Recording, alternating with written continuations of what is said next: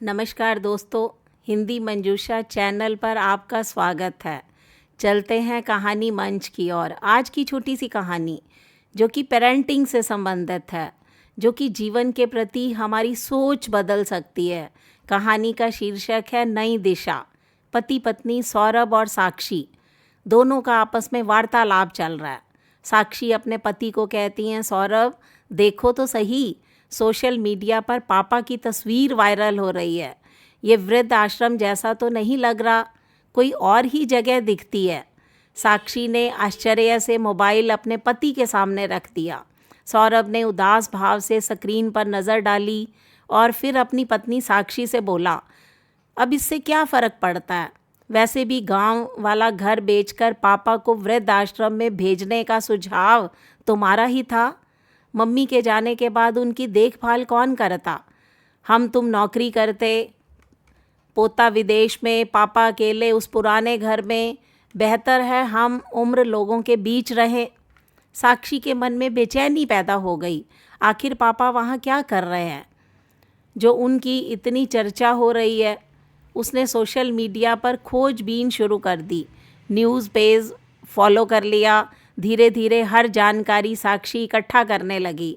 राम शरण जी, जिनकी पूरी ज़िंदगी खेत खलियान में बीती, बेटे को बड़ा आदमी बनाने का सपना देखते रहे।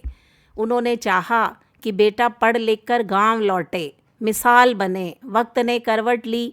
सौरभ ने शहर में नौकरी पकड़ ली। ऑफिस की सहकर्मी साक्षी से विवाह कर लिया। घर की किश्तें, अर्नव की पढ़ाई, सीमा जी की बीमारी, इन सब ने राम शरण जी टूट गए। जब सीमा जी चल बसी तो साक्षी ने कहा, पापा को वृद्ध आश्रम भेज देते हैं। घर बिकेगा तो कर्ज भी उतर जाएगा, बेटे की पढ़ाई और शादी भी हो जाएगी। सौरभ ने मजबूरी में फ़ैसला ले लिया। गांव जाकर नरम बातों में राम शरण जी से कागज़ों पर दस्तखत करवाए। एक दिन गाड़ी शहर की तरफ मोड़ दी, लेकिन रास्ते में गाड़ी एक वृद्ध आश्रम के सामने रुक गई। पापा, यहाँ रहना आपके लिए अच्छा रहेगा। हमारे पास समय नहीं है, बेटा विदेश में है, यहाँ आपके जैसे कई लोग मिलेंगे, आप अकेले नहीं रहेंगे। राम शरण जी चुपचाप गाड़ी से उतरे, सूटकेस उठाया। दर्द में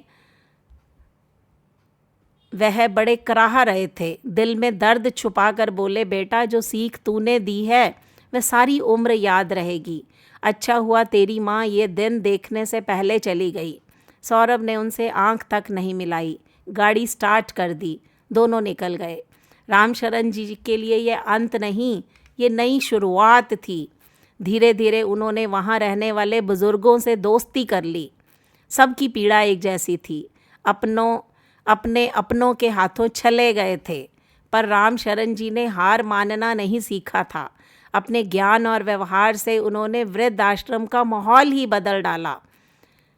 एक दिन वो कहने लगे, हमने बच्चों को आत्मनिर्भर बनाया, तो खुद किसी पर निर्भर क्यों रहें? क्यों ना अपने हुनर से फिर से ज़िंदगी शुरू करें? उन्होंने साथी बुज़ुर्गों से कहा। शुरुआत में सबको बातें अटपटी लगी, पर राम शरण जी ने खाली ज़मीन पर जैविक सब्जियां उगाना शुरू कर दिया।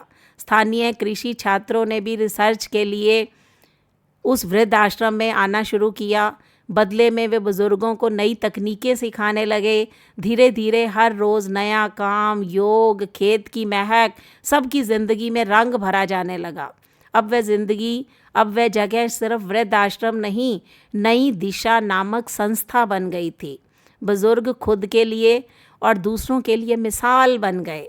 उनके मेहनत की चर्चा सोशल मीडिया और मीडिया के अन्य चैनलों पर होने लगी।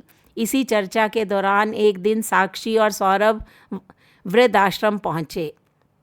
दूर तक लहलहाते खेत, खिलखिलाते चेहरे, आत्मविश्वास से भरे बुज़ुर्ग, यह देखकर साक्षी हैरान रह गई। लेकिन राम शरण जी अपने कमरे में चले गए। उनके चेहरे पर कोई चमक नहीं थी। पीछे से एक बुज़ुर्ग बोले, तुम्हारे पापा ने हमें ज़िंदगी का असली अर्थ समझाया है। अफसोस उनके अपने समय पर नहीं समझ सके। बेटा विदेश चला गया, तुम दोनों ने वृद्धाश्रम भेज दिया। अब खुद सोचो, तुम्हारा क्या अधिकार है यहाँ आने का? अंकल जी, हम पापा का हाल चाल पूछने आए हैं, साक्षी ने धीरे से जवाब दिया।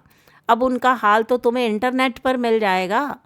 असल में राम शरण जी की नई दिशा की सफलता उन्हें वृद्धाश्रम खींच लाई थी।